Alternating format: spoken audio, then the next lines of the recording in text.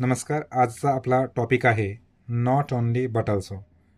हे पूर्ण डिटेलमध्ये पाहण्याआधी याविषयी बेसिक गोष्टी माहिती असणे आवश्यक आहे. समान शब्द जोडण्यासाठी म्हणजे नॉट ओनली बट ऑल्सो हे वाक्यामध्ये रूपांतर करत असताना किंवा यूज करत असताना समान शब्द शोधणे. वाक्यात समान शब्द म्हणजे समान शब्द कसे असतील बघा. Noun plus noun, verb plus verb, adjective plus adjective, adverb plus adverb. म्हणजे पहिल्या वाक्यामध्ये नाऊन असेल तर दुसऱ्या वाक्यामध्ये सुद्धा नाऊन असेल तर याच्या आधी पहिल्या वाक्याच्या आधी नाऊन असेल तर त्याच्या आधी काय लिहायचं आहे? Not only. आणि दुसऱ्या वाक्याच्या आधी नाऊन असेल तर त्याच्या आधी बट ऑल्सो. अशाच पद्धतीने व्हर्बच्या आधी, त्यानंतर इथे पण व्हर्बच्या आधी, म्हणजे नाऊन, व्हर्ब, ॲडजेक्टिव्ह, ॲडवर्ब हे लक्षात ठेवा. सहज तुम्हाला हे बनवता येईल. जर वाक्यामध्ये ऑर असेल, टू असेल, just, then, as well as, both, and हे शब्द असतील तर ते वगळावेत किंवा काढावेत. ठीक आहे.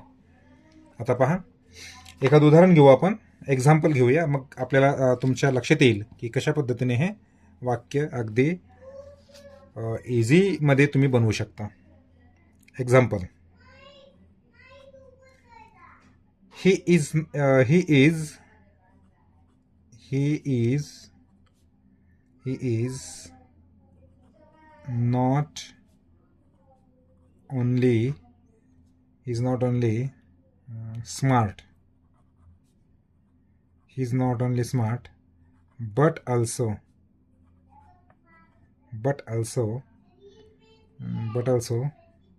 clever. CLEVER. But also clever. He is not only smart but also clever. म्हणजे इथे काय बघा, आता नाऊन, व्हर्ब, ॲडजेक्टिव्ह, ॲडवर्ब म्हटलं आपण. इथे नॉट ओनली आलेलं आहे आणि त्यानंतर बट ऑल्सो इथे स्मार्ट. स्मार्ट म्हणजे हुशार, क्लेवर म्हणजे स्मार्ट म्हणजे हुशार किंवा चाणक्य, क्लेवर म्हणजेच हुशार किंवा चाणक्य होते. ठीक आहे. इथे आपण स्मार्ट आणि क्लेवर थोडंसं सेम शब्द झाल्यासारखे झालेत. हार्डवर्किंग तुम्ही वापरू शकता इथे, तरीसुद्धा समजण्यासाठी ठीक आहे. स्मार्ट आणि क्लेवर. स्मार्ट हे काय असेल? ॲडजेक्टिव्ह. म्हणजे ही इज अ स्मार्ट, याच्याविषयी अधिक माहिती सांगणारा, म्हणजे नाऊन विषयी किंवा प्रोनाऊन विषयी अधिक माहिती सांगणारा शब्द हे ॲडजेक्टिव्ह असतात. म्हणजे हा शब्द काय आहे? हे वाक्य या ठिकाणी ॲडजेक्टिव्ह आहे. ठीक आहे. हे शब्द वाक्यामध्ये ॲडजेक्टिव्ज आहेत. या पहिल्या ॲडजेक्टिव्हच्या आधी नॉट ओनली, दुसऱ्या ॲडजेक्टिव्हच्या आधी बट ऑल्सो, अशा पद्धतीने वापर याचा होत असतो. ठीक आहे. Example number 2. Example number 2.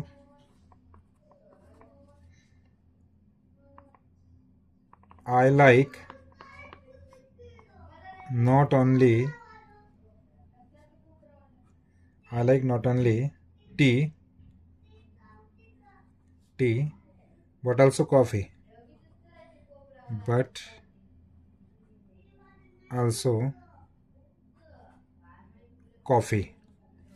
इथे बघा, नॉट ओनली आणि इथे बट ऑल्सो आहे आणि या टीच्या आधी वापरलेलं आहे आणि इथे कॉफीच्या आधी, म्हणजे हे दोन्ही नाऊन आहेत.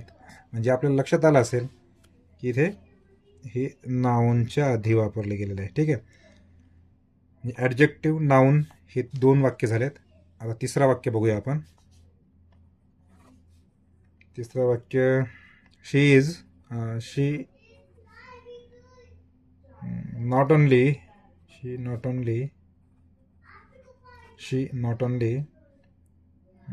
गाणं गाणे, sings. She not only sings but also dances.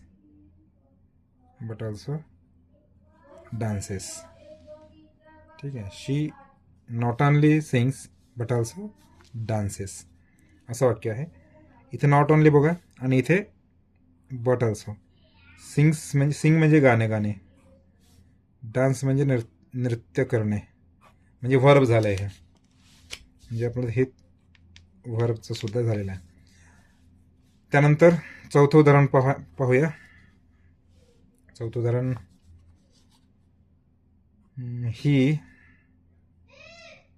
he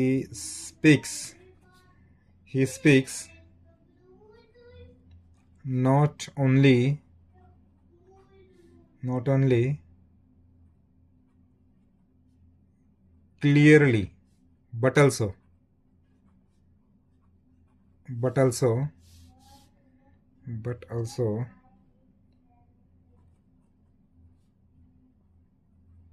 fluently. बघा इथे नॉट ओनली वापरले आणि इथे बट ऑल्सो, म्हणजे क्लिअरली एल वाय असणारे ॲडवर्ब्स असतात. एल वाय असणारे ॲडवर्ब्स असतात, म्हणजे हे झालं ॲडवर्ब. म्हणजे हे चारही तुमच्या लक्षात आले असतील, ॲडजेक्टिव्ह, नाऊन, व्हर्ब आणि ॲडवर्ब. तर अशा पद्धतीने हे या जी काही ॲडजेक्टिव्ह असतील, नाऊन असेल, वर्ब असेल, ॲडवर्ब असेल, त्याआधी नॉट ओनली बट ऑल्सो वापरतात. हे लक्षात आलं असेल. ठीक आहे. हे जर लक्षात आलं असेल तर तुम्हाला थोडक्यात आणखी काही एक्झाम्पल्स सोडवण्यासाठी इथे लिहितोय मी. ते लिहून कमेंट बॉक्समध्ये तुम्ही उत्तर लिहिण्याचा प्रयत्न करा. मी ते पाहेन आणि त्याचं उत्तर मी सांगण्याचा प्रयत्न करेन पुढच्या जो काही आपला व्हिडिओ असेल त्यामध्ये. ठीक आहे. एक्झाम्पल्स प्रॅक्टिससाठी. She sings. She sings and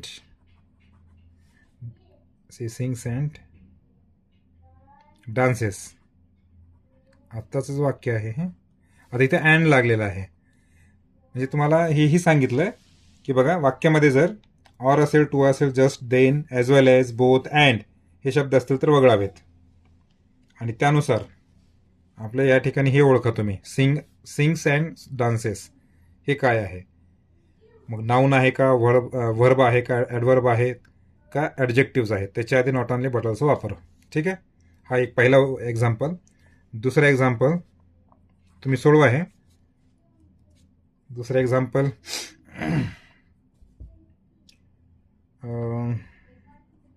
the room is clean and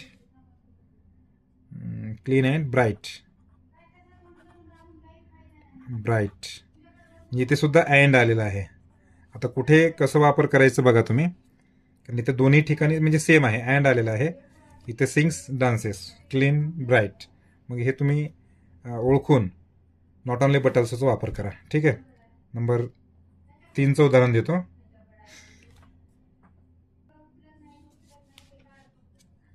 तिसरं उदाहरण घ्या. He is both smart and honest. इथे पण अँड आलेला आहे, स्मार्ट अँड ऑनेस्ट. बघा आणि त्यानुसार बनवा आणि कॉमेंट बॉक्समध्ये तुम्ही याचं उत्तर तुम्ही लिहून पाठवू शकता. ठीक आहे. आणखी काही उदाहरणं घ्या. She can both sing and dance. इथे सुद्धा अँड आलेला आहे. नंबर 5चं उदाहरण घ्या. The book is both. इथे बोथ आणि अँड आलेले आहेत. हे दोन्ही लक्षात घ्या. Both useful, USEFUL, and interesting.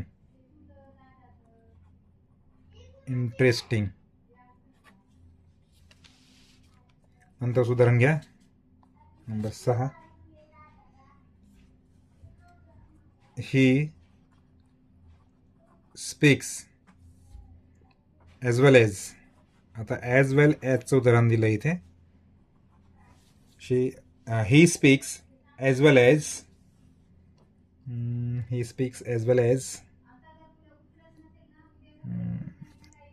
नाही, ही इथं थोडंसं गलती झालं पण ही स्पीक्स इंग्लिश असं लिहा इथे, English. He speaks English as well as Marathi. हे अशा पद्धतीने वाक्य. नंतरचं वाक्य घ्या. She is smart as well as beautiful. BEAUTIFUL beautiful. ठीक आहे. अजून एखादं वाक्य घ्या. वी विजिटेड, आम्ही भेट दिली. We visited Latur. Visited Latur as well as Nanded. Nanded. आता हे वाक्य तुम्ही बनवा. ठीक आहे. हे वाक्य पहा आणि बनवा. ज्यांना शक्य आहे ते कमेंट बॉक्समध्ये म्हणजे उत्तर देण्याचा प्रयत्न करा. अगदी सोपा आहे. 10वीसाठी तर 1 मार्कसाठी हा विचारला जातो. म्हणजे कंपल्सरी नाही पण विचारला जातो आणि पुढेही तुम्हाला हा कामाला येईल. ठीक आहे. थांबा आपण या ठिकाणी. धन्यवाद.